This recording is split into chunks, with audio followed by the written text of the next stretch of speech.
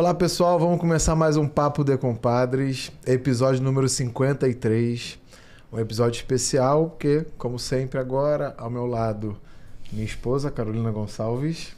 Olá pessoal, muito bom estar aqui novamente com ótimos convidados, vocês conhecerão em breve. E mais especial ainda porque ao meu lado, não, na minha diagonal aqui, eu tenho a minha irmã, minha sócia, Leandra Batista.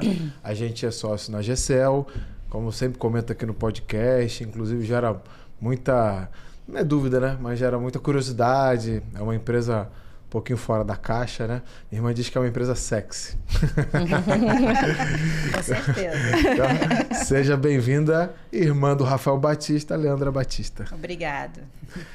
Ao lado dela, hoje a gente pensou num tema que está super em alta, na área de empreendedorismo ligado à ciência, mas também ao professor universitário hoje que está empreendendo. Hoje eu tenho conhecido muitos professores universitários que estão empreendendo e eu acho que a gente está caminhando positivamente, ou não, né? Vamos discutir aqui hoje, para essa conexão mercado-universidade, né? Que a gente chama de indústria-universidade. Eu, na minha época de estudante, eu ficava um pouco incomodado, eu achava muito longe. Eu achava que o que eu estava aprendendo ali eu não saberia usar na prática, ou também não via visitas da indústria na minha universidade, enfim, a gente vai falar com mais detalhe. Mas eu tenho percebido um movimento de solucionar essa dor, e eu fico feliz, e a gente resolveu fazer esse tema para unir ciência, empreendedorismo, biotecnologia. Por esse motivo a Leandra está aqui, e ao lado dela está o Mauro Rebelo, da Bio, eu chamei de Bio Boreal, mas é a Bio Biro, ou em francês, Bio Biro. Seja bem-vindo. Obrigado, gente. Eu estou super animado de estar aqui. É o primeiro episódio de podcast que eu participo. Legal. Fica à vontade. Fiz um podcast, mas o que eu participo é o primeiro. Não, fica à vontade. Aqui é um bate-papo, é o papo de compadres, a gente falar de uma forma leve para todo mundo ouvir. Hoje o nosso público, até bom falar, nosso público é bem diverso, mas a maioria, a gente fez um levantamento, a maioria já está empreendendo, mas ainda está no início. Claro, tem gente assim super relevante que segue, inclusive o Bernardinho segue a gente, e você é convidado, a gente tá cercando para você vir aqui, hein, Bernardinho. Mas tem gente de todos os níveis, mas a maioria é quem está querendo empreender ou começou a empreender agora. Sim. Então, a ideia é a gente falar um pouco da BioBiro de uma maneira leve, descontraída, até porque em off aqui, o que você explicou eu não entendi tão bem, então você pode explicar com mais detalhe e a gente levar o tema para essa conversa relevante que é em relação a unir a universidade ao empreendedorismo e à indústria, coisa que lá fora já existe. A gente já teve a oportunidade de visitar algumas instituições. Eu acho que o Brasil ainda está começando nisso. Sim. Eu vejo com positividade esse crescimento, mas vocês são as melhores pessoas para falar se a gente está de fato desenvolvendo, estamos estagnados ou regredindo. O que você acha? Eu acho que a gente está desenvolvendo. Eu sou um otimista, então eu acho que o mundo é melhor hoje do que era 50 anos atrás, e 50 anos atrás era melhor do que 100 anos atrás, e 100 anos melhor do que 500 anos atrás. E acho que qualquer métrica que a gente queira olhar objetivamente, o mundo está melhor. Então eu acho que a gente está melhorando, e na minha experiência pessoal, a BioBiro está crescendo e o caminho é tortuoso, foi tortuoso para mim, como acho que é para todo empreendedor. Eu acho que é mais difícil para quem empreende na academia. Eu fui ouvir a palavra plano de negócios pela primeira vez na vida, eu tinha 37 anos, então... mas apesar disso, eu acho que está melhorando. Hoje a gente ensina empreendedorismo na universidade. Você tem, com todas as limitações que esses cursos e programas tudo tem, porque eu acho que eles estão... Eu acho que tem mais consultoria de inovação do que empresa para ser trabalhada por essas consultorias. Acho que tem muito teatro da inovação, Mas Gostei, então eu gostei desse tema, porque eu falo isso toda vez com a Leandra, o que você falou. Mas eu acho que é um movimento global. Você falou, tem muita consultoria de inovação e pouca empresa. Mas tem muita gente ensinando a empreender e que nunca empreendeu também. Isso aí. Essa é a consultoria da inovação. Eu recebo muito fiz doutorado em inovação. Caramba, o que é doutorado em inovação? vai montar uma empresa. Isso até é uma coisa que eu... do meu lado acadêmico, do qual eu estou me afastando cada vez mais. Esse ano eu vou pedir uma licença com base na lei de inovação, que era uma coisa que não era possível na UFRJ até o ano passado, porque não existia a regulamentação para você poder pedir a licença com base na lei de inovação para você empreender. Tá? Então, apesar da lei de inovação ter mais de 20 anos, aliás, acho que fez 20 anos agora, ano passado, as instituições precisavam regulamentar como é que quais eram as regras para conceder essa licença, e a UFRJ não tinha isso até o ano passado. Agora tem. Esse é um grande avanço dessa agência de inovação que está aí na UFRJ, e eu vou aproveitar isso e vou tirar essa licença para me dedicar exclusivamente a Biobiru. Isso é ótimo. E a gente está com a mesa só de UFRJ então, né? É verdade. Carol também é UFRJ, economia. Você tinha empreendedorismo na tua época lá, na área de economia? Não tinha. Era que era de economia, né? Não tinha, não. Exato. Economia DM. Se tivesse, era alguma eletiva, alguma coisa assim, mas que ninguém fazia. Não cheguei a cursar. Não, mas isso que você falou é verdade. Eu falo para Leandro, ficar mais um evento. Mais um evento de quê? De inovação. Uma galera que tem boa vontade, boa intenção, mas não sabe as dores que está passando, como que a gente vai fazer isso para botar isso no mercado. Sabe, às vezes, até a teoria, né? Eu sempre digo, cara, cuidado com esses cursos que você compra na internet, ou esses eventos até, que geralmente quem está ali ensinando a você fazer algo, ele de fato, nem ele nunca fez. E eu diria mais, se ele for fazer, ele não consegue. Porque ele está falando ali o que tem que fazer, mas ele de fato não conseguiria colocar em prática. A primeira vez que você tem que demitir alguém, não tem coisa que te prepare para isso, cara. Não tem. A primeira, se você tem 10 funcionários e se um projeto vingar, ótimo. Se não vingar, são 10. Hoje em dia são famílias que vão estar desamparadas. Então, assim, a responsabilidade é gigante. E só quem passou por situações como essa, de ver ter um negócio, pode falir. Quem nunca chegou perto de falir não está autorizado a te dar conselho. Ou faliu e voltou de novo. Claro, isso daí, entendeu? Você tem que ter muita resiliência para você chegar bem perto do fim do poço e você voltar. E quem não passou pelo desafio emocional disso, não vai me dar curso. Leandra tá já em 2019, né, que a gente começou? Tô pensando aqui um monte de coisa. Quando você falou, né, do teatro da inovação, lembrei muito uma coisa que eu estava discutindo com um colega ontem, que também inova, né, que também empreende na área.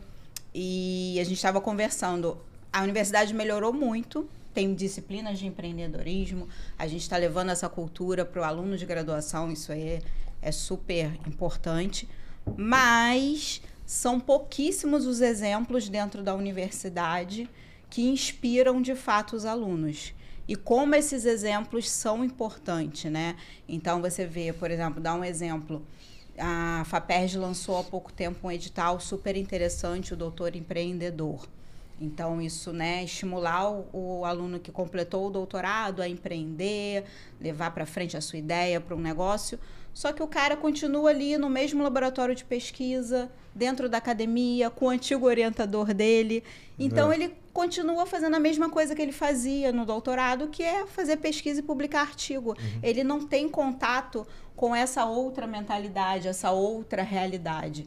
E, de repente, o que está faltando ali é o ambiente também, né? Mudar, né? E ter exemplos práticos, não ser só essa coisa do teatro, né? Mas eu acho que essa reciclagem dura uns 20, 30 anos mesmo. Acho que daqui a 10, 15 ou 20 anos que, de fato, vão ter professores que empreendem ou incentivam o empreendedorismo. Porque agora que os alunos estão ouvindo isso, pelo menos na minha época, você era não é cantado, né? Mas você era ali o pessoal motivava você a fazer mestrado, doutorado, não falava nada de empreendedorismo. Era aquela carreira do mestrado, doutorado, virar professor. Que tá tudo bem, super genuíno. Mas eu acho que fica muitos professores que não foram ao mercado. Os melhores professores que eu tinha eram os que trabalhavam e davam aula. Esses eram os melhores professores. Sei que algumas matérias, muito... assim, matemática, física, muito teórica, tá tudo bem. É teoria pura, é integral, derivada e tal, e o cara não precisa botar isso na prática. Mas quando você vai pro profissional, pelo menos eu fiz engenharia, eu adorava os professores que já tinham trabalhado ou trabalhavam, que eles me traziam mais experiência. Os que estavam naquela formação, a graduação, mestrado, doutorado, e continuavam ali, tinham um pouco a agregar. E aí a aula ficava muito teórica e a gente não se sentia motivado. E tem um outro lado também. Quando eu vi alguns professores ir para o empreendedorismo, era igual aquele brinquedo ali daqueles bichinhos que aparecem e a criança dá uma marretada, que o Matheus adora lá no Hot Zone. Era isso, eles apareciam, tomavam. Aí entrava, não pode, igual você falou, agora tem uma regra, você pode pedir licença e tal, mas antes não tinha isso, então o cara tinha que dar conta. E aí, enfim, vocês podem falar melhor do carnaval que era e as brigas que eu vivenciei. Eu acho que uma coisa importante é a minha... Eu aprendi fazendo, porque ainda não tem um guia de como fazer e correndo riscos, diferentes riscos. Mas talvez eu possa contar um pouco de como eu comecei, né? Porque eu acho que é uma história curiosa. Eu era um professor mais ou menos recente, eu entrei em 2004. Aí eu lembro, em 2008, eu estava andando lá pelos corredores do Centro de Ciências da Saúde, do UFRJ, e aí eu vi que ia ter uma palestra do então ministro da Ciência e Tecnologia, o Sérgio Rezende, e eu falei, vou lá ver o ministro. E essa é uma coisa legal da universidade, né? Você está passando um dia, vai ter uma palestra do ministro lá, aparece aí, numa universidade Eduardo grande, Paes, né? E tal, eu vi muito, isso era legal. Então, bom, eu fui lá e a palestra foi uma bronca na comunidade científica. Então, isso foi em 2008. A lei de inovação tinha acabado de ser regulamentada. Eu não tinha ideia do que era a lei de inovação. Mas o que ele falou ressonava para mim. Ele falou assim, o Brasil conseguiu entrar no seleto grupo dos países que publica mais do que 2% da ciência mundial, mas a gente não transforma isso em benefício para a sociedade, em tecnologia, em patente. Não sai do papel, né? Então a gente faz a ciência, ou melhor, não é justo dizer a ciência, né? Mas a pesquisa estava virando um fim em si. Isso são todas ideias que eu também fui desenvolver, estou falando a posteriori, né? Na época, eu entendi a bronca. E ele falou assim, e o que a gente vai fazer agora é, através do Ministério, incentivar projetos que tenham inovação. Até aí, para mim também, o que era inovação? Mas eu levei um tempo a descobrir. Para mim, inovação era novo. Novidade e inovação era a mesma coisa. Levou. E é engraçado que, do mesmo jeito que quando eu ensinava biofísica, você fala da dualidade onda, partícula do elétron, você pode decorar aquilo e não significa nada. Aí você pega a definição de inovação do manual de Oslo e aquilo né? Você não entende aquilo automaticamente. Claro. Você pode ler, decorar, mas aquilo você não entende. Então ele falou assim... Tirar da teoria e botar na prática e até entender mesmo. O conceito de inovação, eu acho que ele é complexo. E aí você tem que escolher uma coisa, uma das definições, das interpretações, para você se apegar a ela. Mas aí o ministro falou, e o que a gente vai fazer então, usar instrumentos do Ministério para incentivar projetos de inovação. Ele falou, o primeiro projeto que a gente vai fazer vai ser no início do ano que vem, vai ser o programa PRIME. Todo mundo falava, não é Prime igual o Bradesco, é PRIME, que é de primeira empresa inovadora. E a ideia era pegar projetos de pesquisa dos acadêmicos e levar para o mercado. E eles realmente lançaram o programa. E foi aí que eu vi pela primeira vez. Era um programa da FINEP, né? Que eu também não sabia o que era a FINEP. Eu só aprendi com a Lenda também.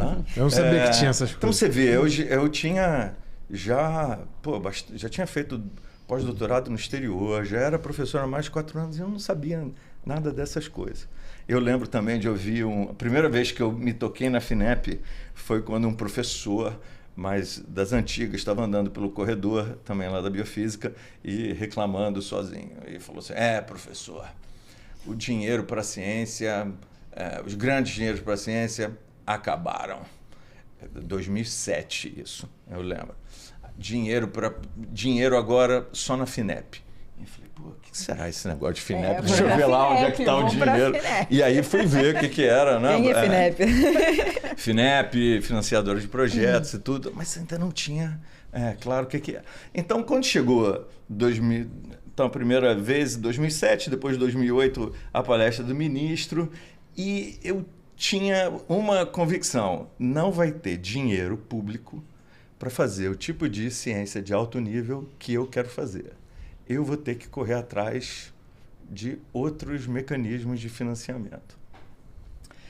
E aí, eu já tinha pensado em instituto, ONG e tudo, e a empresa, para mim, não era necessariamente não sabia direito o que era, não sabia que era uma alternativa, um caminho. Mas saiu o edital. Você ainda estava na pegada de pegar um projeto como professor e fazer ciência ali. Você não tinha o CNPJ, nem imaginava empresa, não tinha CNPJ. Aliás, essa foi uma coisa boa desse edital, ele deixava você criar, você tinha que... Enfim, você não podia ser um CNPJ muito antigo, mas você podia ser um muito recente. Tá. E eu tenho uma amiga que me ajuda até hoje, que ela justamente trabalhava, ela tinha uma consultoria que ajudava empresas a captar recurso de subvenção. Ela mora em Campinas hoje, mas ela era do Rio, e a gente se encontrou no fim de ano, alguma coisa aqui, eu falando com ela, esse edital, ela falou, não, posso te ajudar a fazer isso, o que você quer fazer? Aí eu contei qual era a minha ideia, já tendo visto o edital, que era basicamente pegar a minha tese de doutorado e transformar num produto. Ótimo. E ela falou, olha, excelente, isso daí dá para fazer. E aí a gente escreveu junto o projeto da FINEP, foi quando eu ouvi a palavra plano de negócio pela primeira vez na vida. E assim, acho que sem ajuda eu não teria conseguido fazer, porque plano de negócio, precificação... eu já tinha tido o projeto aprovado no CNPq, na FAPERJ, na CAPES, internacional, nada disso tinha esse componente.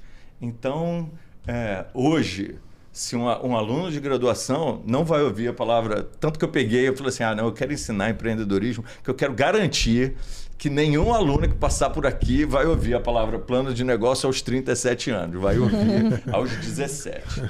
Tá? Por quê? Uma coisa que você falou, ninguém apresenta para os alunos a alternativa do empreendedor. É pior do que isso. Só apresentam para os alunos a alternativa da academia. Isso. Sim. Pronto. Incomoda a muito, única alternativa. É isso aí mesmo. E ninguém conta a verdade sobre essa é uma grande falácia. Não tem vaga para todo mundo. Então, assim, esse dado pode estar desatualizado, mas ele não está muito errado. Um artigo da Nature de uns 2, 3 anos atrás. Dado média global, apenas 3% dos doutores conseguirão vaga numa instituição de pesquisa. O Brasil estava também, não sei esse número super atualizado, mas produz mais de 15 mil doutores por ano. Quantas universidades a gente criou nos últimos 30 anos?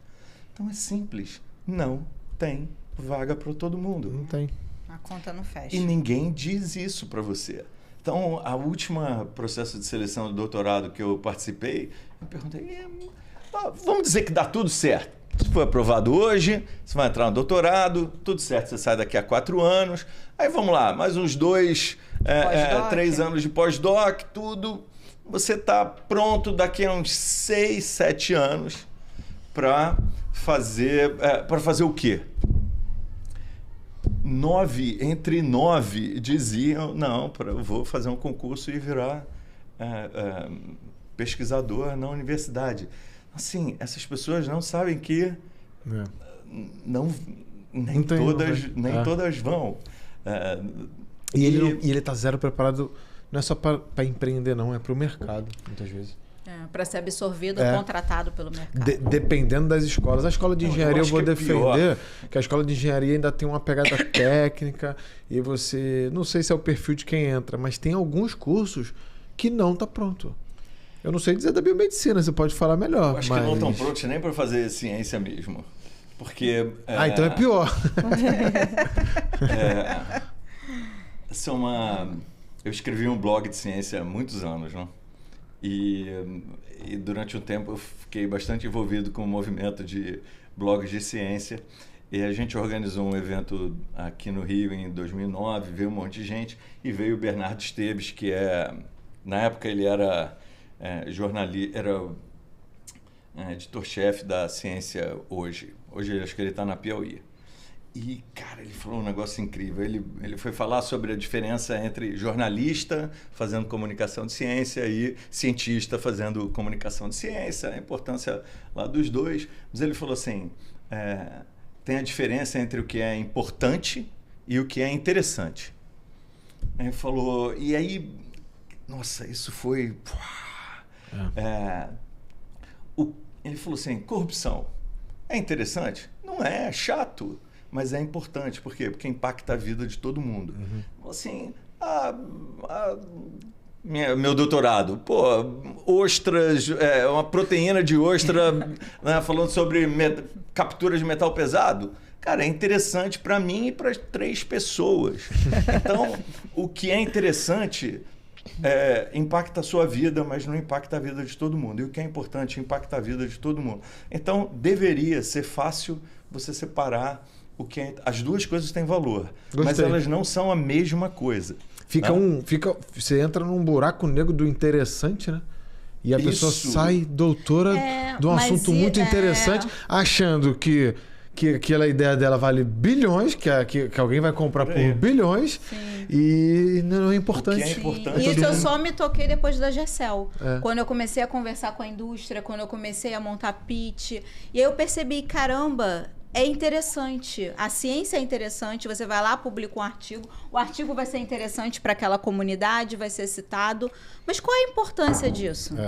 Sabe qual a gente não faz ciência pensando na importância. E o que é importante é o que gera dinheiro. Se você não... Sim. O interessante vira... Aí vão entrar na minha definição o que eu aprendi que era inovação. Tem a ver com o dinheiro.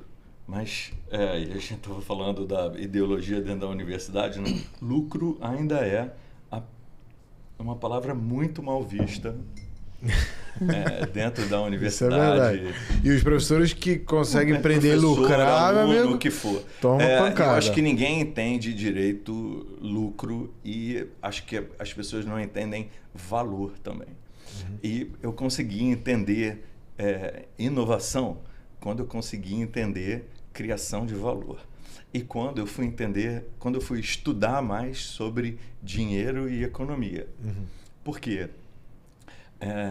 Um cursinho do Coursera, mas do Dan Ariely, né? Eu não sabia quem era o Dan Ariely na época, é um cara de ciência comportamental, psicologia da economia, e o curso... Outra coisa, foi tipo o interessante e o importante, né? Uns conceitos super bacanas relacionados com dinheiro. E o primeiro era custo de oportunidade. A gente não aprende isso. Não. Ninguém... Né? Quantas pessoas sabem definir custo de oportunidade? Eu não sabia até, 10 anos atrás. A gente conversa muito, né? Eu digo na universidade, assim, você vai pedir alguma coisa na universidade... A coisa mais difícil que tem é você imaginar quanto vão te cobrar para fazer alguma coisa na universidade. Eu fico assim, isso aí vai cobrar 100 mil. Aí a pessoa, R$500. Não é possível. eu tava com a ideia de 100 mil e se viesse 70 tava legal. A pessoa, R$500 dá para fazer e tu? Tá, não é possível. E já o outro que tu fala assim, isso aí, cara, dá para fazer por uns 10 mil. A pessoa, 500 mil. Aí tu, Não é possível. Sim. Cara, é coisa de louco, de o que você falou, que é precificação, geração de valor, custo de oportunidade. Não sabem, muitas empresas são criadas ali dentro por pessoas que não tiveram. Você foi estudar, você foi atrás.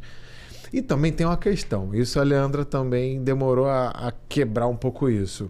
Como vocês estão lá estudando o negócio da ostra, que não sei o que, papapá, e ela imprimindo órgão, quando vem um curso assim, olha, aprenda a vender e tal, então avalia isso aqui, isso é balela, não é? Ah, esse cara aí, pô, o cara não tem nem doutorado, não tem nem mestrado, rola isso também. Não vou lá pagar pra ver esse cara. Eu não é, Mauro? Fala a verdade. Quer me dar conselho de como vender? Tem um filme de Woody Allen que ele fala, né, pro coisa, ele fala assim, quando alguém quiser te dizer o que você tem que fazer, para, ouve, presta muita atenção, concorda com tudo e depois faz embora. O que você quiser.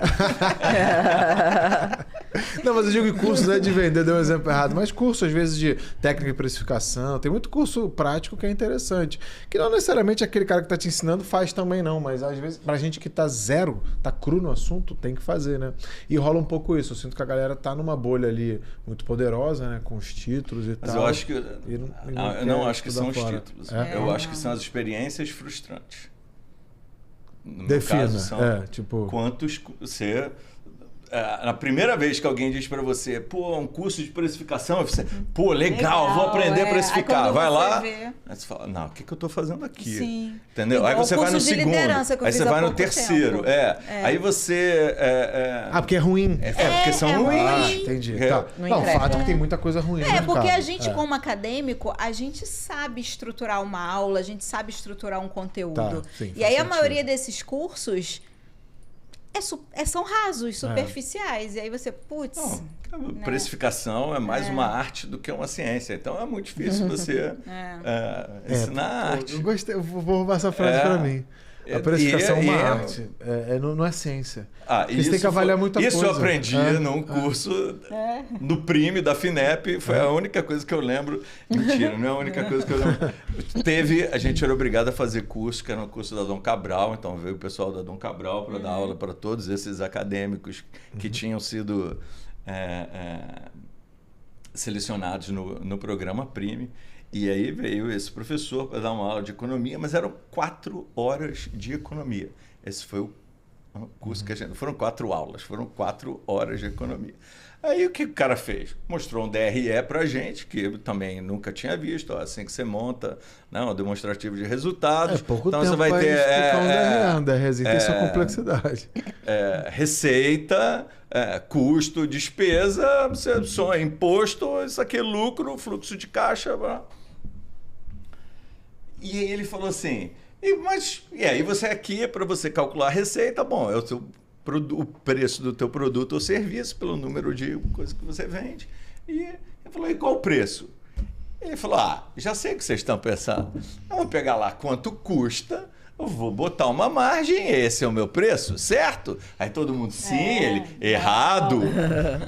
Preço é quanto as pessoas estão dispostas a pagar. Sim.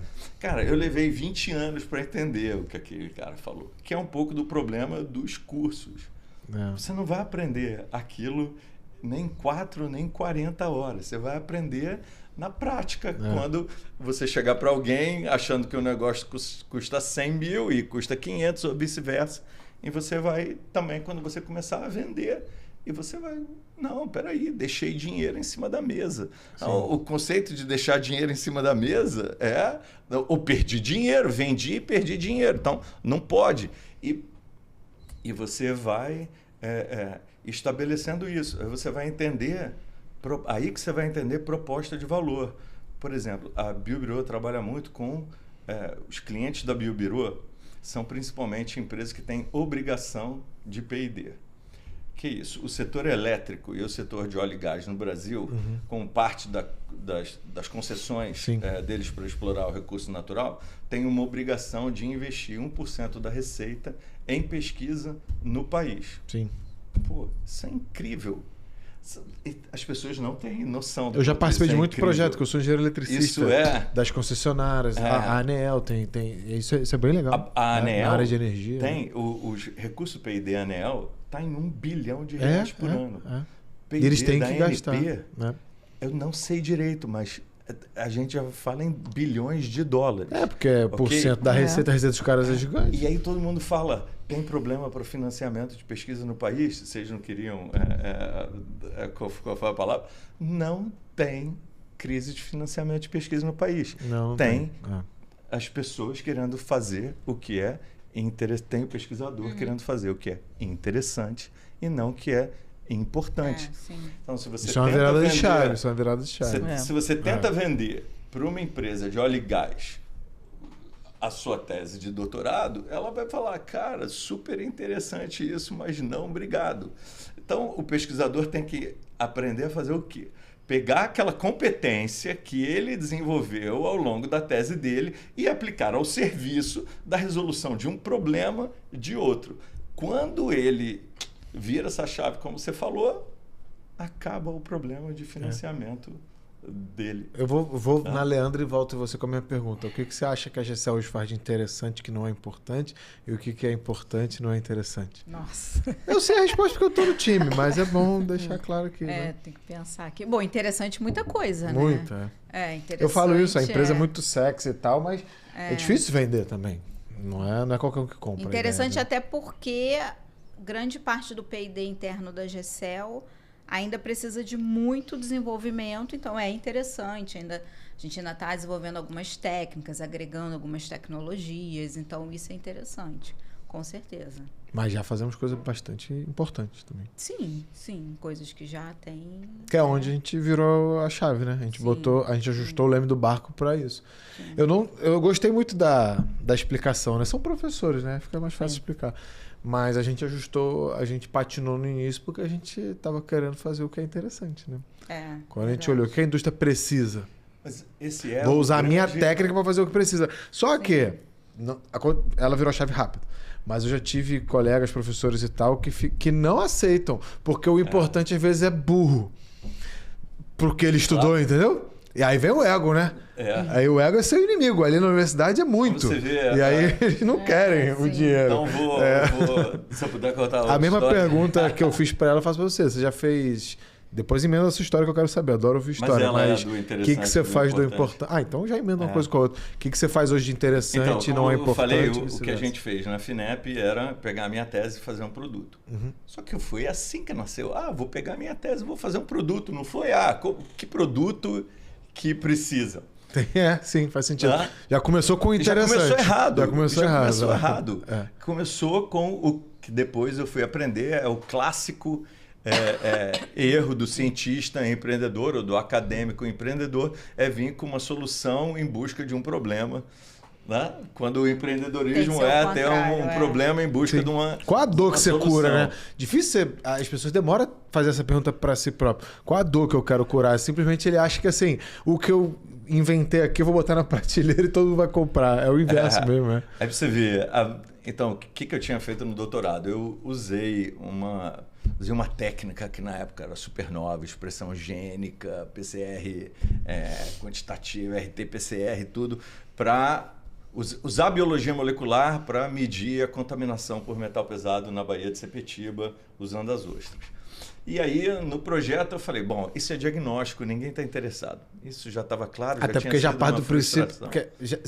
Agora eu gostei, peraí. Baía de Sepetiba, você queria botar ostra e aí tem um monte de ostra. Tem um monte de ostra. Eu não entendo nada, aqui é pergunta de leigo, tem um monte de ostra. Elas filtram a água, elas se alimentam filtrando a água, então elas pegam qualquer coisa que esteja na água. Por isso que a ostra, quando você come, tem gente que morre com ostra? Porque ela filtra... Não, em geral elas morrem porque está contaminada com alguma... Está estragada. Está estragada. Não é porque ela... absorveu coisa pesada ali. Não. Isso vai te matar aos poucos.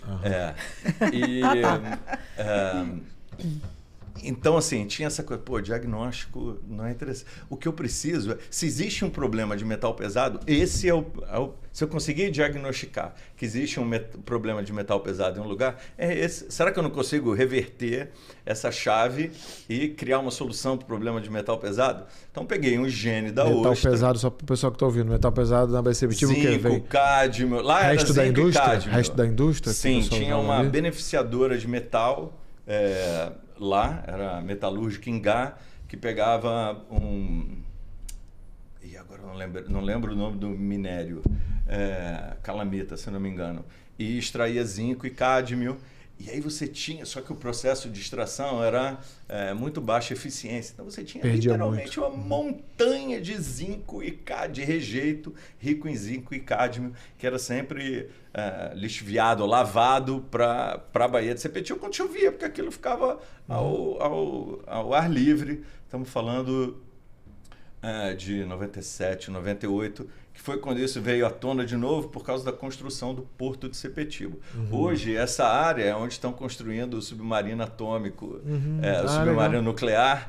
Né? Então, cara, não tem mais nada lá. Empacotaram aquilo e levaram para algum lugar.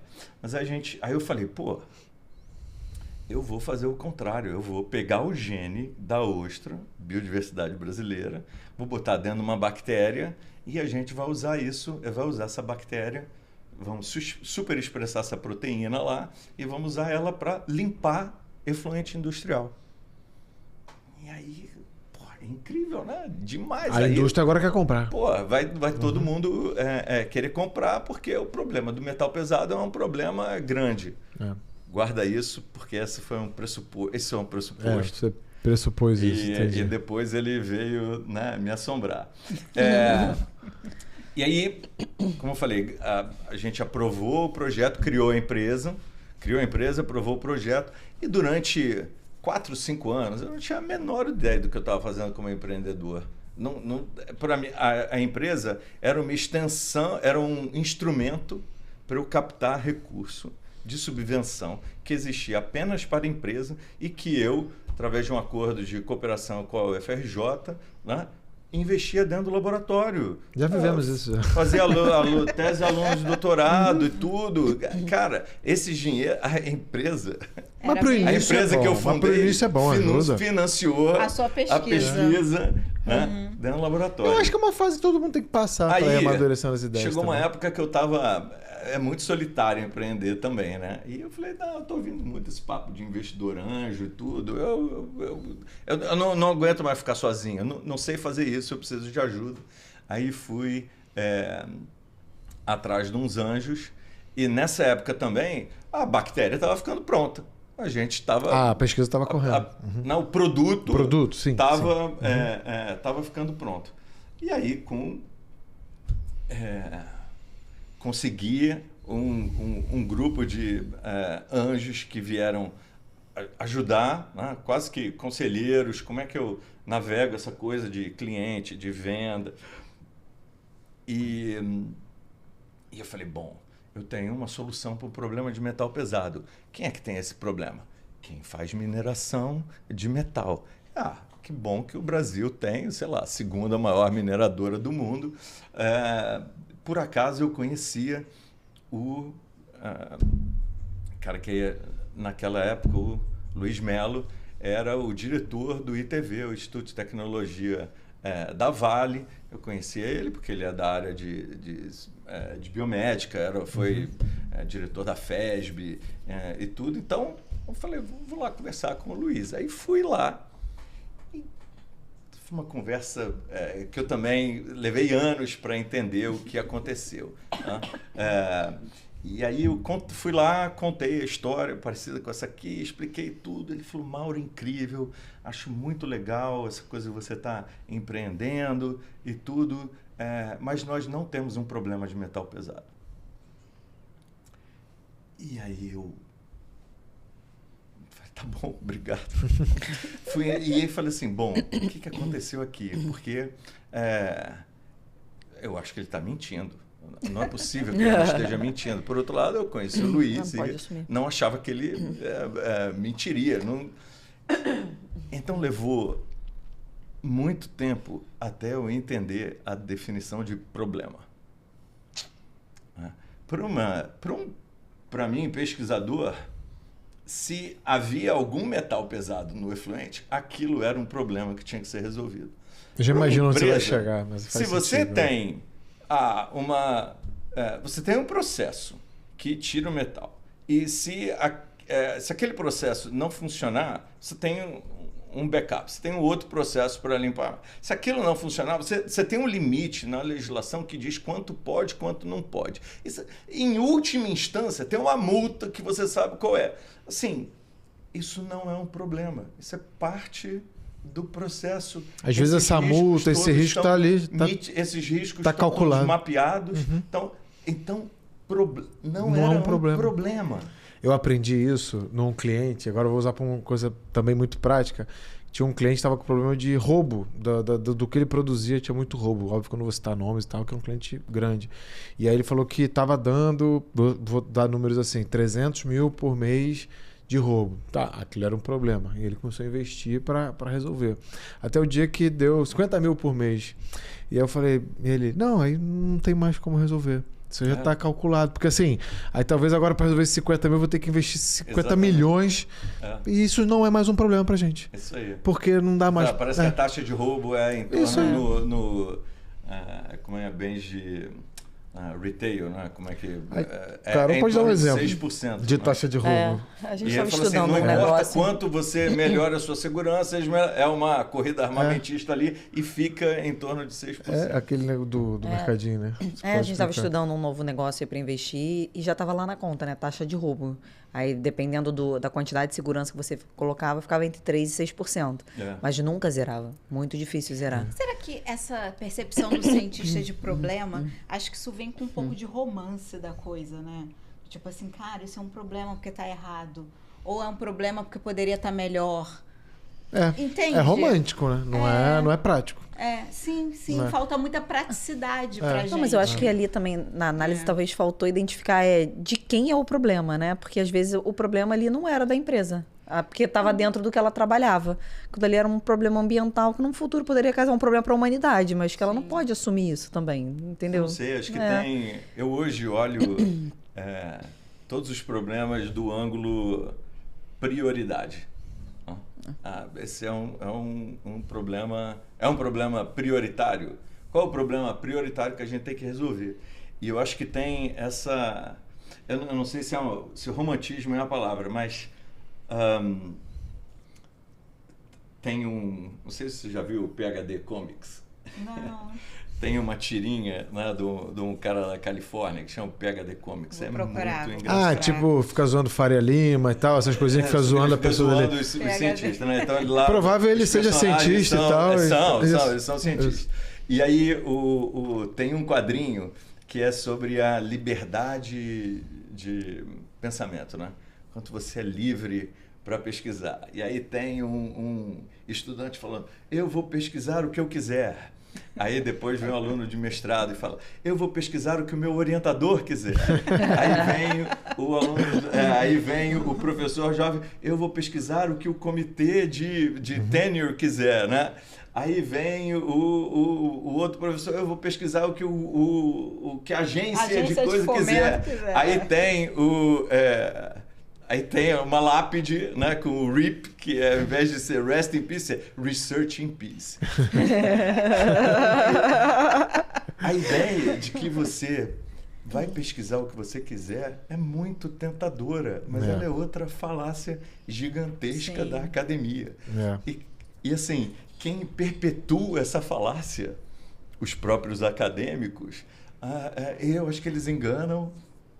Richard Feynman falava, né? O grande desafio é não enganar você mesmo e você é a pessoa mais fácil de enganar. A pior mentira é mentira para você mesmo. Todo mundo enganando a si mesmo com essa história que eu sou livre para pesquisar o que eu quiser. Inclusive eles usam isso para embarrear a aproximação da academia com a indústria. Porque uma vez que a indústria chegue e tente tirar a importância, né, do que a gente faz, não, agora eles estão mandando em vocês e estão mandando vocês pesquisarem o que eles querem, entende? Os capitalistas, opressores, eles estão fazendo isso intencionalmente, porque você poderia resolver um problemão, mas eles não têm interesse. Estão tirando a sua liberdade. Aí vira distopia, aí vira aquele... Você vê, tem umas histórias engraçadas, né, onde você vê isso na prática. 2016, epidemia de Zika no Brasil. Só Foi que aquele negócio que teu pai pegou? Não, teu pai pegou o chikungunya. Rio já estava quebrado. O estado do Rio já estava quebrado. Eu lembro do desde- Zika, caramba, esqueci Zika, disso. Vem. das gestantes. e Sim, tal. teve neném que Aí- nasceu com problema por causa da Zika, não foi? Neurológico. Caramba, eu tinha esquecido disso. Olha como é que a pandemia do Covid deu uma... Mas Parece é que... hidrocefalia, né? Parece que O exemplo, apagou, resetou depois você o mundo. repete no Covid. Então, assim, não tinha dinheiro, não tinha edital, não tinha dinheiro para nada. Aí vem Zika, um problema gigante. Aí, cara, raspa do tacho, né? Todas as agências raspam o tacho e lançam um edital de Zika. Cara, todo mundo Saiu correndo, trabalhasse com o que fosse. Pra encaixar o Tinha um Zika. projeto com Zika. Sim, foi isso mesmo. Covid Aí é a mesma você- coisa. Covid é a mesma coisa. Exatamente a A mesma gente teve coisa. projeto Conheço gente que Então, não trabalhava com Covid, mas Pô. trabalhava com tripanossoma. Fala, Foi lá pro fitoplâncton Covid. marinho. Panossono é um dinossauro? Protozoário. Fitoplâncton marinho. Ah, mas tem a ver com Zika, porque eu vi... Cara, então assim, essa é, né, a falácia do você é livre para pesquisar É um bom o exemplo, que você mano. quiser. Você não é livre, e eu acho que essa falácia é muito tentadora e acho que engana ainda muita gente. Então, mas você acha que os professores é meio que o mito da caverna? Tipo assim, que aquela história de Platão que os caras estão ali, todo mundo acorrentado, de frente a uma parede, e aí atrás da parede, como tem a vida acontecendo, eles só veem as sombras, e aí eles estão tudo olhando aquelas sombras ali, e assim, não, tá bom aqui. Inclusive tem o inteligente ali, é o que entende a sequência das sombras.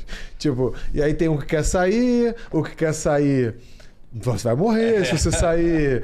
Tá bom, mito da caverna, muita gente conhece. Você acha que esse é o mito da caverna? São pessoas ali, na sua ignorância, com medo que alguém saia e descubra um mundo melhor, e ele foi o idiota que teve medo, então ele prefere te manter ali? Ou de fato eles não sabem o que tem do outro lado e nem querem saber? Porque isso é algo de se pensar, né? Eu, de dica, eu já conheci dos dois. Eu tenho um professor que sabe que tem coisa boa do outro lado, mas ele não quer que você vá, porque se você for, você vai demonstrar a incapacidade e a covardia dele, sabia? E se você se der bem, aí você vira um problema. Sim. Já outros, de fato, são muito bem intencionados, Mas, não fazem ideia do que Não acontece fazem do outro ideia, lado. Sim. Eu já vi os dois.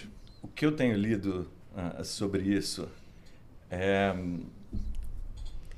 eu acho que a academia criou um ambiente isolado da realidade, onde talvez o único sistema onde ela julga a si própria. Verdade. São os nossos pares, né, que julgam. É tipo a o gente. judiciário brasileiro, assim, né? Por aí. Não, assim, que a gente deve estar falando certas coisas um dia, mas assim, os caras Então, assim, moram em Brasília, estão ali naquele mundo ali, julgam coisas no Brasil inteiro e Tem não estão vivendo aquilo, uma- né? né, a realidade, se você entende que a pesquisa acaba no artigo científico, e muita gente entende isso, você tem um sistema que alimenta isso. perpetua Que alimenta a isso. si próprio. Era o que incomodava ela. Ela Sim, falava que não queria morrer Ah. com pilha de artigo. Ela queria que Não, alguma e não coisa é. virasse. Quem é que decide se aquele artigo é válido ou não? É uma banca lá, né? Uma galera que joga lá. É um vai pra outro revista, cientista assim, é um outro. que, por sua vez, vai submeter o trabalho dele a um outro cientista. Então, existe ali... E se tu sair numa revista científica brabona, tu ganha ponto pra caramba. Mas se tu sair numa revista da indústria, você... né? Qualquer um publica ali, né? Sim, sim. Que às vezes é até uma solução mais prática. Então, tem uma turma que diz que é a tecnologia que mantém a ciência, ou é a tecnologia que mantém a academia honesta. Porque a ciência, a tecnologia é a aplicação no mundo real de alguma coisa. E se a coisa para no artigo científico, se a pesquisa para no artigo científico e ela não vai até a tecnologia, não existe uma forma de você, independentemente, validar a resolução Aquela daquele problema no hipótese. Não mundo tem real. validação, Sim. exatamente. Ah, Não tem validação, é. Você Validação eu prática. acho que isso apareceu ainda mais no Covid, porque as pessoas começaram, né, a discutir revisão por pares. Mas isso daí é preprint, isso não foi publicado numa revista. Ninguém sabia o que era curva exponencial, ninguém sabia o que era PCR, aí já estavam discutindo revisão por pares. Como se o valor de P, né, que é a probabilidade de uma coisa estar... Qual a probabilidade de você não estar incorrendo num falso positivo, né, fosse o detector da verdade, da realidade. Deu significativo, então tá certo. Se os pares revisaram a sua estatística e aquela estatística está correta, então tá certo. Não é assim. Tem um trabalho incrível de 2005 de um cara chamado John Ioannidis, professor de Stanford, que o título do artigo chama "Por que a maior parte da pesquisa médica é falsa?".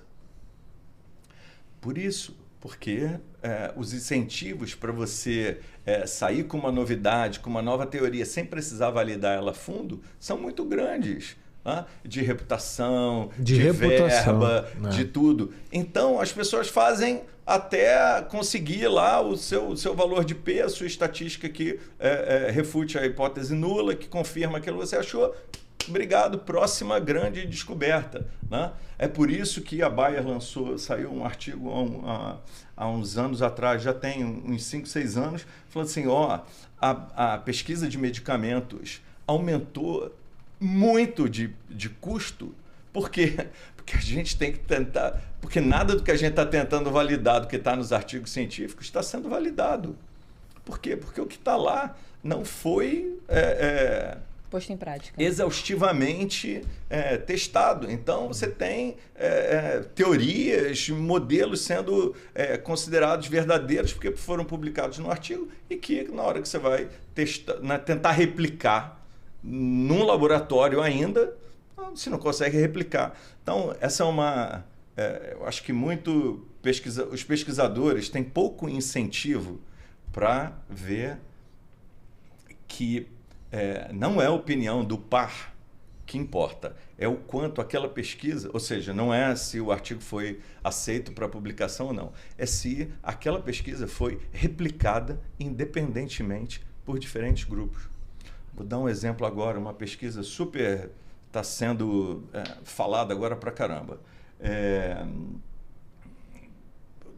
Um tema tocante. Então, mostrava como a violência da guerra cria mudanças epigenéticas, então são mudanças genéticas que vão ser adquiridas, digamos assim, né?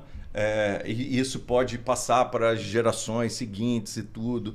Então, eu inclusive conheço uma das autoras do artigo. Não tem... para aquilo ali estar certo, tem que... Tanta coisa que a gente sabe de fisiologia, de genética, ser questionada, que mesmo você tendo uma estatística correta, você tem que replicar, alguém tem que replicar. O meu comentário para aquele artigo foi, tomara que alguém... esperando que outros grupos repliquem isso, porque o que faz uma coisa, a verdade é replicação independente daquela pesquisa, daquele resultado, e não o teste estatístico. Mas também produzir papel e artigo não é mais barato também? Porque também se começar a fazer teste em tudo que escreve, ou teria que ser mais criterioso para o artigo sair? Teria que ser mais criterioso para escolher o que você vai pesquisar, né, cara? Tá, isso é uma etapa antes. E depois ser mais criterioso para o artigo que vai sair. Para que você pegue o artigo e coloque em prática.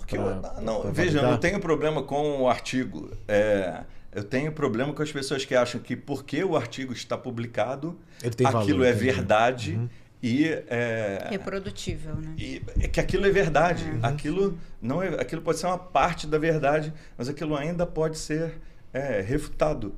E essa replicação independente que é o que vai dizer para a gente se aquilo pode avançar ou não. E, em última instância, é a aplicação no mundo real que vai dizer se aquilo é verdadeiro ou não. Mas você acha Então, que a aplicação no mundo real está saindo da academia ou está saindo das grandes pesquisas financiadas pelo privado? bom, depende do setor. Né? Se você for falar de aeroespacial, o setor é o privado. A Se eu for falar SpaceX de- engoliu a NASA em poucos Sim. anos, né? Agora, veja, cara. Quantos cientistas existem no mundo? Não sei, eu não sei se... número. A última olhada que eu dei, em torno de 11 milhões. Tá. No Agora mundo veja, de quantos cientistas 7, 8 bi, existiam? né? Que a gente tem? 8 bi pessoas?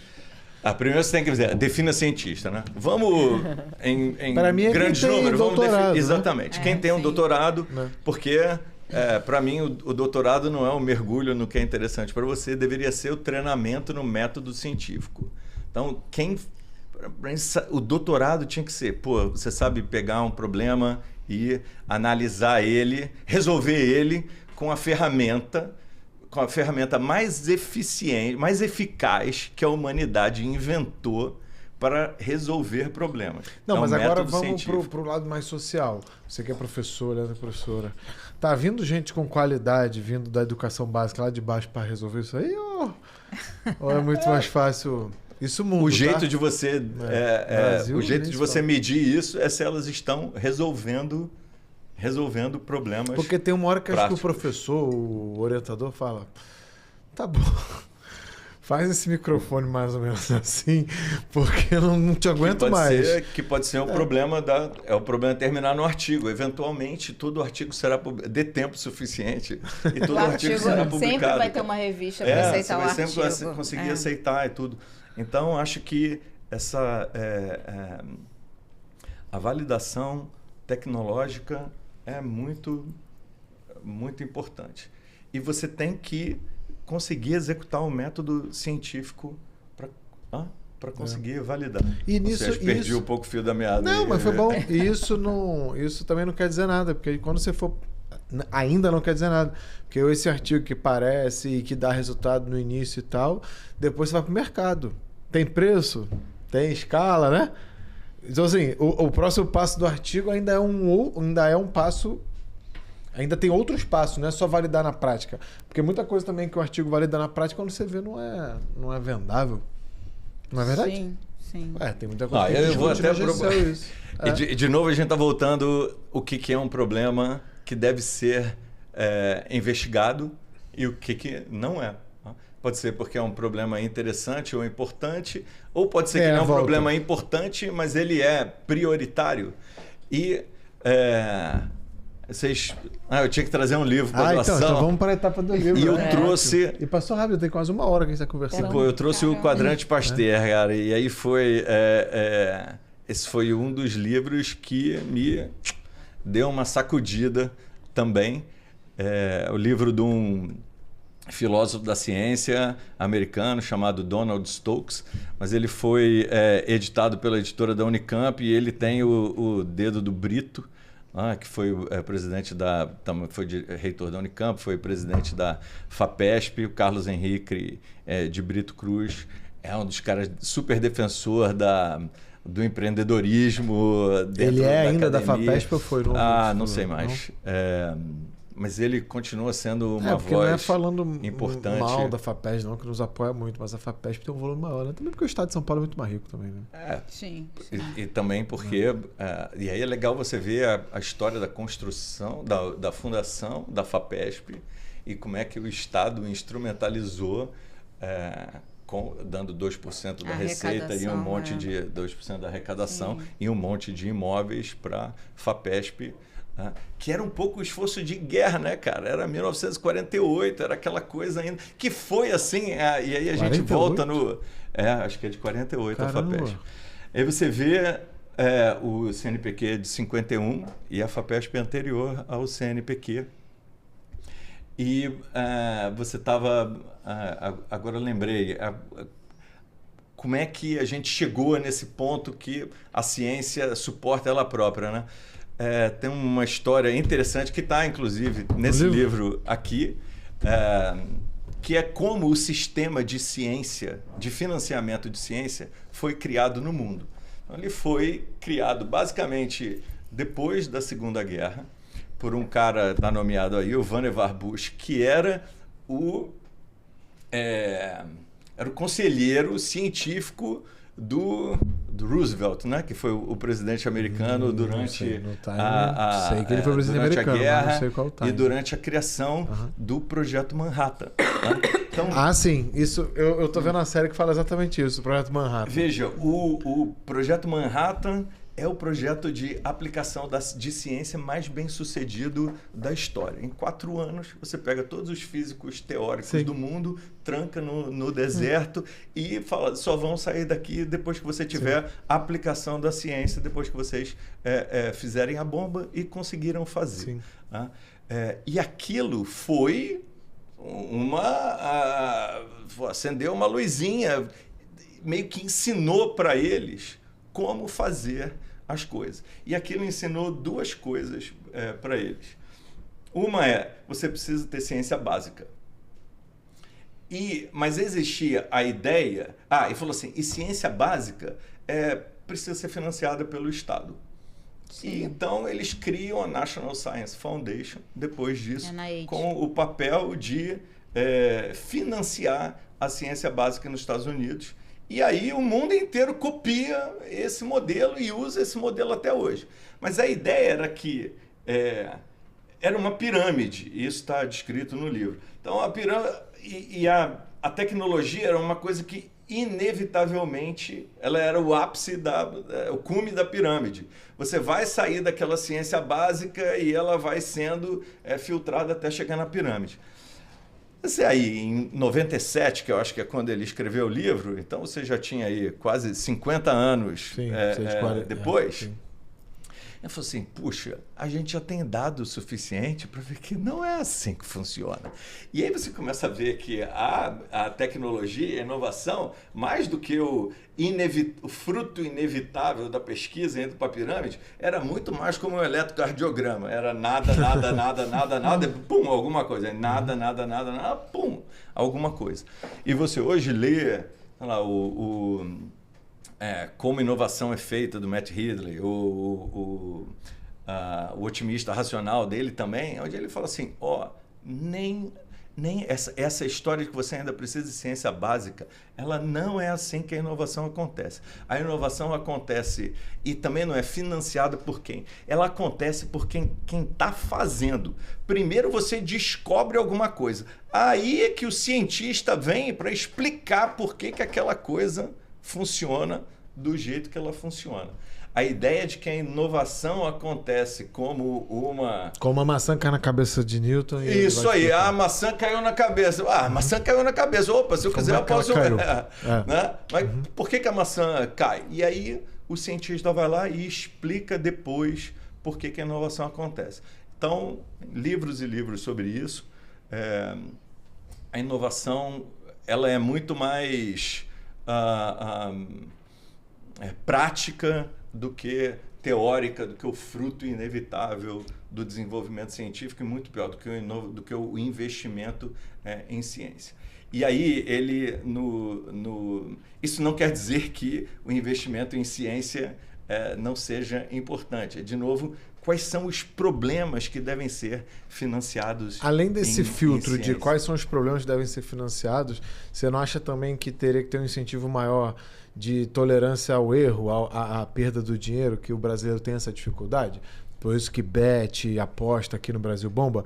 Porque nos Estados Unidos também, cara, tem muita coisa ruim, mas eles investem em 50 para uma dar certo. Porque uma dando certo, paga os 49, entendeu? Só que eu falo para Leandro, cara, o problema é que o brasileiro é imediatista, pô. Ele não... A cultura nossa é imediatista, isso entendeu? Acontece dentro do próprio recurso de financiamento da ciência. Sim. A editora da Science, em 2013... O próprio financiamento público também. Ele às vezes te cobra tanta coisa. Você mesmo falou, para escrever um projeto para a FINEP, essas instituições, a Leandra arranca os cabelos. São muitas horas. Muitas dias, horas, né? não, dia. É muita informação, é muito burocrático, muita papelada. Então, e aí você tem que ficar ali dispondo de tempo só para escrita. informações repetidas, enfim. Então, talvez uma solução fosse ser menos criterioso para entrar um monte e a chance de um dar certo quando entrar um monte é maior do que quando entra um E o pouco, problema né? é que o sistema também acaba repetindo as figurinhas. Porque uma vez que você total. conhece o jogo e você está jogando bem o jogo, você já tem o currículo, você já orienta, você vai estar sempre ganhando, né? E aí a outra pessoa que está chegando, é difícil vencer essa barreira ali. Mas eu não sei se isso é necessariamente ruim. Porque tem uma história, né, lá dos Estados Unidos, tem um fenômeno que é estudado, que é a máfia do PayPal.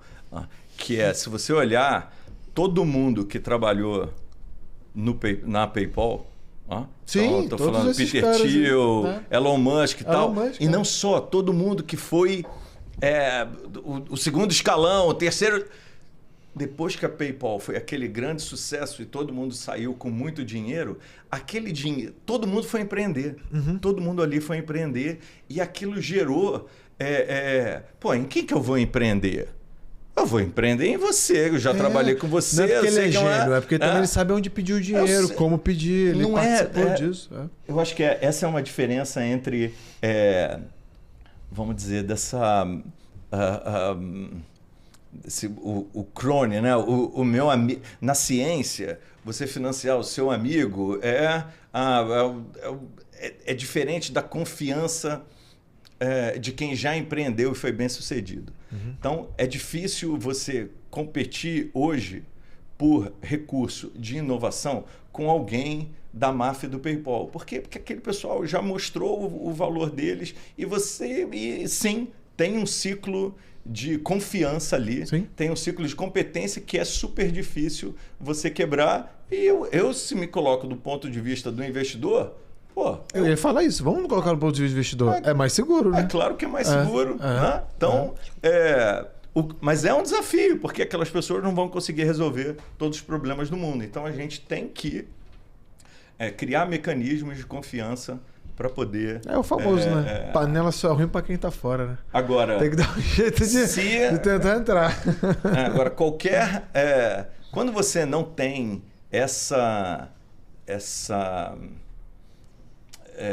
esses atratores associados a, de novo, soluções no mundo real, não, é porque é o meu amigo, é porque...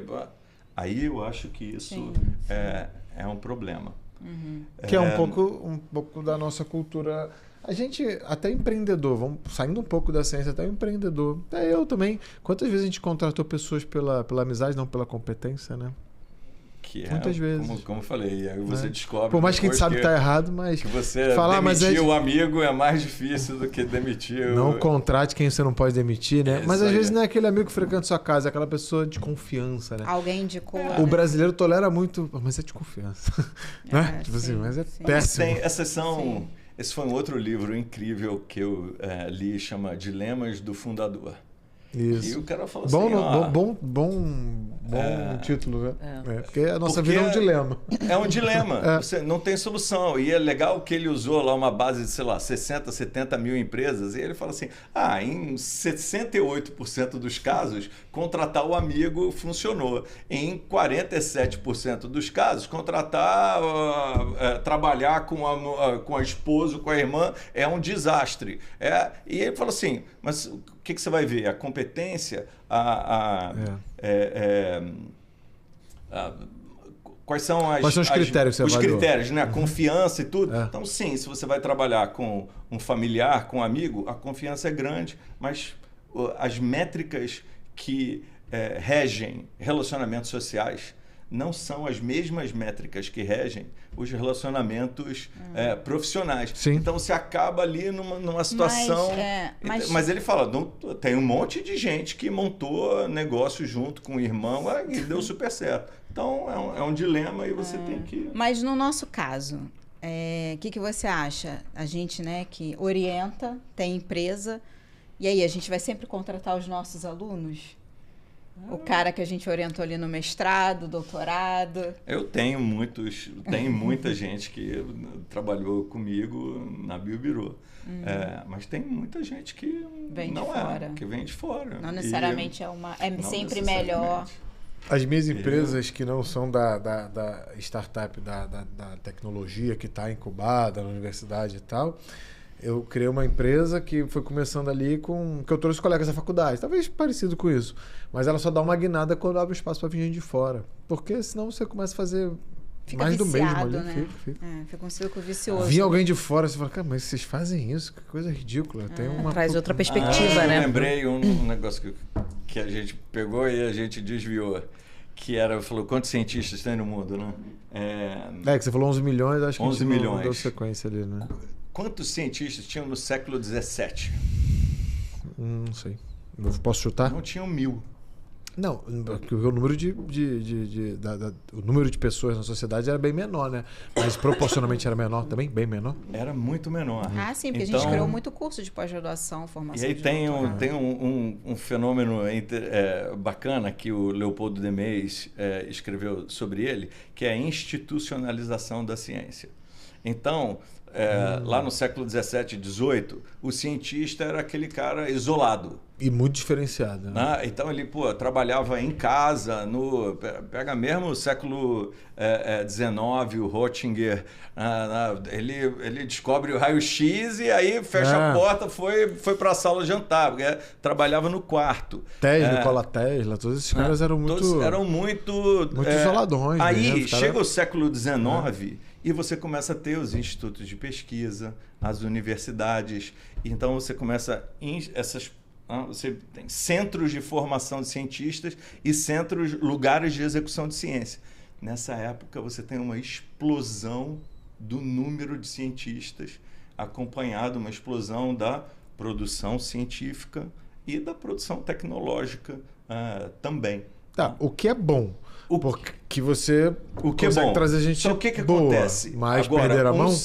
Mais de um século depois, essa institucionalização da ciência está limitando a ciência. O trabalho do cara que tem aquele Porque perfil do cara lá de trás. Não é, por exemplo, não? Você não tem instituição para todo mundo.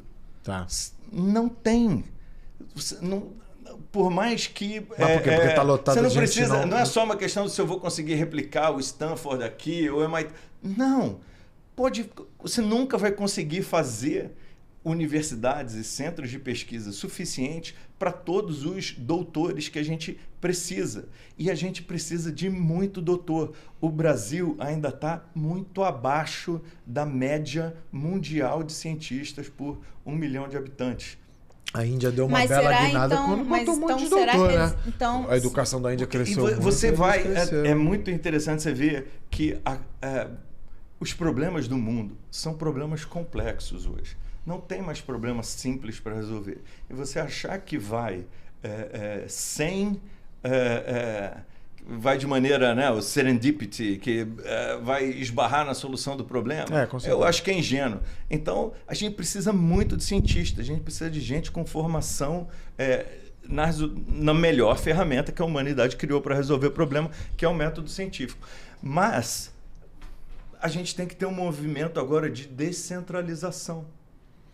Porque, vamos pegar, quais são as grandes empresas inovadoras do mundo? Você ia botar o quê? Da Não, questão é só lindo pra na linha encaixar. de pensamento dele. Será então que essa coisa da startup, de empresas de base tecnológica, de ciência, será que não seria não solucionaria parte claro. disso? É a solução para isso. Porque aí ela vai drenar esse cientista, entendeu? Vai descentralizar, né? Mas estando no Isso. mesmo ambiente, muitas vezes. A gente conversa sobre isso. Então, sim, mas aí tem que descentralizar, tem que descolar da academia É difícil, cara. Porque e focar de alguma maneira no problema. A gente montou né? nosso laboratório, mas qual empresa que tem dinheiro para montar um laboratório? Não é qualquer empresa que você está tem começando. um porque aí monte você de- consegue sair um pouco do Cara, laboratório da universidade. Você cria a empresa, você drena a mão de obra, concordo, mas você está dentro do ambiente ainda. Não, você tem que criar a empresa e sair desse ambiente. Esse é o De ponto. alguma A maneira. Intel, Esse é o ponto. a Intel Sim. nos Estados Unidos, houve uma época que ela falou assim, pô, tem esse centro de pesquisa incrível aqui, mas ele só funciona das 8 da manhã às 6 da tarde. Depois ele está parado. Não, isso é um absurdo. O que ela fez? Abriu o centro de pesquisa dela para quem quisesse ir de 6 da tarde até 8 da manhã. E falou assim, não precisa pagar nada. A única coisa Só que eu aumentou quero um pouco a conta de luz deles e mais a nada. única coisa que eu quero é direito de primeira recusa para o que quer que você invente aqui. Se eu não quiser, é seu. E se eu quiser, eu compro de você. Então, eu tenho direito de preferência. Que é genial. É né? incrível. Porque É incrível. 100 pessoas ali fazendo um produto bom. Você falou de que não tem problema simples, que as coisas são... Aí eu vou entregar nosso livro também, né? Pois É é. exatamente isso. Esse livro aqui que a gente ganhou da última convidada, que o episódio já foi ao ar, da Marisa, fala exatamente isso. Esse é o livro que eu te passo. É pensando em sistemas, exatamente que pensamento sistêmico. Nenhum problema é isolado. Legal. É tudo conectado, né? Você não resolve os problemas não são simples mais de resolver. É tudo conectado. Então, Eu não trouxe um livro novo. Eu achei que era para doar. Peguei esse um tá livro novinho, meu. Esse tá novinho. tá zerado. Mas eu vou dar um novo também. Esse livro Boa. é meu. Eu que escrevi. Que legal. Como eu falei, eu escrevi o blog durante muitos anos. Que legal. Aí eu peguei os textos uma época e A verdade sobre cães e montei gatos. Obrigado. montei um livro. Pô. Não, esse aqui eu não vou. Esse é presente. De presente. Esse aqui é para o círculo, e tal. Mas esse livro eu não tive tempo de ler ainda, né? O que a gente recebeu. Dificilmente vai dar tempo de ler. A gente criou a corrente do livro, a gente até botou uma enquete ontem, vai se chamar Estante do Papo, né? Foi a vencedora. A gente vai ficar para fomentar a leitura. Leandro e eu fomos muito incentivados, né? Uma das características do meu pai é a leitura. Ele sempre vi meu pai com o livro na mão e tal. Isso é admirável. E a gente gosta de ler. E aí a gente está tentando usar o canal, que está crescendo, para fomentar a leitura, e a gente troca livros. Mas obrigado, esse aqui é um presente. Esse não vai para a roda. Esse livro, o Quadrante Pasteur, tem uma coisa bacana que ele dá meio que ele ajuda a responder que problemas que devem ser resolvidos, né? Então ele falou assim, se você fizer se você fizer um plano onde você tem num eixo conhecimento e no outro eixo aplicação, você gera lá 4 quadrantes. Né? Ele fala, um quadrante é o que ele chamava, um quadrante onde você tem só conhecimento e 0 aplicação. Uhum. Ele chamava desse quadrante Bohr, do Niels Bohr, que falava, os físicos do início do século XX são o melhor exemplo disso. Quanto menos utilidade tivesse, para eles era mais nobre e era aquilo que deveria ser pesquisado. Mal sabiam eles que 20 anos depois todo mundo iam construir a bomba com o que eles estavam pesquisando, né?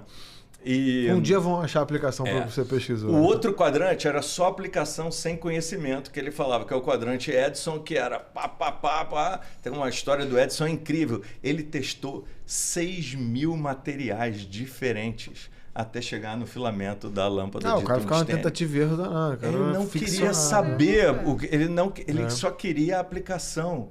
E aí depois os cientistas vão lá e explicam por que aquele filamento é melhor do que o outro. Mas o negócio era muita prática, muito empírico, né? Muito empirismo.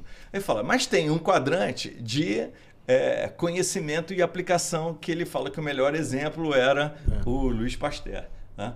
E o Pasteur é um cara que se forma em química e ele é contratado. O primeiro trabalho dele foi resolver o problema do vinho na França, que o vinho às vezes estragava, né? Às vezes aquela partida, aquele lote ficava bom, às vezes ficava ruim. Por que que aquilo acontecia? Aí o cara vai, descobre a levedura, descobre que tinha a levedura de um tipo, a levedura do outro tipo, e isso depois vira o início do estudo dele em microbiologia, que culmina com vacina, com imunologia. Legal. Então, ele fala assim, ele reverte a ordem, e eu achei isso incrível. Ele fala assim, a ciência, ela não é o fim, ela é o meio. Uhum. Ela é o que você faz para chegar à resolução do problema. Então, assim, existia um problema que não tinha como resolver, e você desenvolve a solução. A pesquisa é desenvolver a solução do problema. E aí você desenvolveu um negócio, você fala, uau, isso aqui que eu desenvolvi não só resolve o problema do vinho, ele resolve um outro problema também. Então, hoje, isso tem um nome novo que consultores deram também, né? Que é o Pesquisa e Orientação às Missões, da Mariana Mazzucato. Né? missão para isso, missão para aquilo e tal. Cara, de novo, papo de consultor, né? Porque, não, o Pasteur já fazia já falava isso, né? E sim, você ter... não é a pesquisa básica ou a pesquisa aplicada, é a pesquisa para resolver, é a pesquisa orientada, que ele chama no livro, né? Então, eu quero resolver problema, cara. Eu acho que isso foi na verdade, a coisa mais libertadora foi me libertar da falácia do que você pode pesquisar o que você quiser. Que é a essência do empreendedorismo, né? A gente está aqui para resolver problema. A gente voou o tempo. A gente depois tem que marcar, Mauro. Você volta mais vezes aqui para conversar com a gente. Vai ser um a gente bateu um papo bem profundo, né? A gente tava... Super, eu fiquei aqui, só absorvendo, né? Falamos rápido aí das ostras e tal, porque se entrasse nisso eu ia ficar boiando total. Vou só terminar com uma... Claro. Deixe seu recado final aí. Eu perguntei, né? Quais são as grandes empresas inovadoras do mundo? Então, são as farmas, que investem quanto? Qual o percentual do orçamento dessas empresas que vai para a P&D? 20%. E se fosse 1% já era muito. 20%, então... 20%. Então, as grandes inovadoras, né? Você pega uma Bayer, 20%. Quantos cientistas tem? Aí você ouviu um cara da BASF falando isso. Quantos cientistas a BASF tem? 30 mil. Então, vamos pegar quantas empresas do tamanho, porte Bayer existem no mundo? Umas 20, 30. Né? Então, mesmo que você... não haverá... Então, não vai haver posição permanente na academia para os cientistas. Não vai haver emprego para os cientistas. Porque você não tem... não há instituições suficientes para você empregar todos os cientistas. Essas instituições também não vão conseguir resolver todos os nossos problemas. Eu fiz uma conta aqui, são 11 milhões. Se essa gigante emprega 30 mil, você tem 20 gigantes, você tem 600 mil. Pronto, acabou. Entendeu? Acabou. E aí, então, 11 milhões sobra muito. Universidades e tudo, você tem mais quanto? Então, assim... Você pega uma BioID, dizem que está com bastante cientista, mas não sei se chega a 30 mil, deve ser menos. Essas empresas elas não têm, sei lá, 2 mil operários, cara. Vão ter quantos cientistas? Vão ter 10. Precisa de menos. Não, dizem que a BioID até que tem bastante, então, centenas, assim, posso estar errado, mas é pouco, né? Dentro do número de 11 milhões, né? São 11 milhões no mundo, né? A gente não está levando a sério o fenômeno de descentralização da ciência. Mas também... E isso devia estar caminhando junto, porque é meio injusto você formar... entre mestres e doutores, a gente deve estar formando mais de 60 mil por ano. E formando essa turma, dizendo para eles, não, o negócio é você ir para a academia, ou não, você vai ter um emprego. Não, a gente vai estar dizendo, vem ser cientista para empreender, porque os problemas do mundo serão resolvidos por cientistas, por engenheiros, e claro, também por artistas, por criadores e tudo, porque é a arte que me relaxa, é a música que me relaxa. Então, essas coisas estão juntas, mas a ideia de que alguém vai te empregar, essa ideia, essa que eu acho que é a grande a reflexão aqui do nosso episódio. Eu acho que a gente pode até botar como o nome do episódio será que tem emprego para todos os cientistas? Vai bombar, porque, né? É a grande preocupação. Empreender seria a solução, né? Se eles empreendem. Leandro, deixa seu recado final também pra gente. Se você quiser passar uma mensagem para quem está ouvindo, falar um pouquinho da GECEL, o que sua visão em relação a isso tudo que a gente discutiu. Não, então, eu vou começar, na verdade, falando, né? Você falou muito das frases que te impactaram e tal. Uma frase que o Mauro falou, eu tô aqui pensando, acho que eu vou levar ela para mim, vou pensar bastante sobre ela, que é essa coisa da ciência ser o meio e não o fim. Então, isso toca muito em mim quando... O meu incômodo ali, né, desde estudante, mas isso acaba no artigo? que vão fazer com esse artigo? Né? E eu sempre tive muito esse incômodo, foi o que impulsionou fundar a GECEL, e é o que a GECEL tenta fazer. E no momento que a GECEL entra em contato com a indústria, que resolve o problema da indústria, é pensando isso. Eu não tinha pensado dessa perspectiva, mas é para levar a ciência para ser o meio, para resolver aquilo ali. E é uma das coisas que é muito mais gratificante para mim, quando eu estou resolvendo um problema da indústria, do que quando eu estou publicando um paper, né? Então... Eu vou até parafrasear nosso pai. Meu pai chama Divino Batista. E ele fala um pouco aceito. Até, ó, eu imito ele, o pessoal ri pra caramba. Ele falava assim, ó, olha, Adra, quando você vai trocar esses artigos por chequinho, por cheque? Ele falava isso. Minha filha, vou dar uma palestra não sei aonde. Minha filha, quanto que vão te pagar? Nada. Também o primeiro prêmio que a gente ganhou com a Biobiron, meu sócio pegou o diploma e falou assim, como é que a gente monetiza isso aqui? E não dá muito para monetizar. Pessoal, foi muito bom o episódio, a gente cumpriu o que eu imaginava de entrega nesse sentido de cutucar um pouco, né, a ciência, no Brasil principalmente, né, somos 4 aqui brasileiros falando de ciência do Brasil, do FRJ, pode até falar da ciência carioca, diria assim. A gente está gravando esse podcast no Rio de Janeiro, o Papo de Compadre também grava em São Paulo, mas aqui são 4 carioca, Mauro? São 4 cariocas da UFRJ. Eu acho que a gente tem ali, se você não conhece ainda, pode visitar, né? O campus da UFRJ no Fundão é aberto. Eu não sabia que existia até a gente empreender com a GECEL, o Parque Tecnológico, por exemplo. Então você também que é do parque, está ouvindo a gente aqui, monte programas para chamar pessoas para dentro, né? Quando eu entrei no parque, não estou comparando, mas eu me senti assim no Vale do Silício, cara. Eu nunca fui no Vale do Silício, não. Mas a primeira vez que eu entrei, eu falei assim, cara, existe isso aqui? Tipo, né? Sim, a gente ficou um pouco... Coisa que eu não imaginava. Então, acho que pessoas de dentro têm que fomentar isso para levar quem está de fora, para criar aquela curiosidade, né?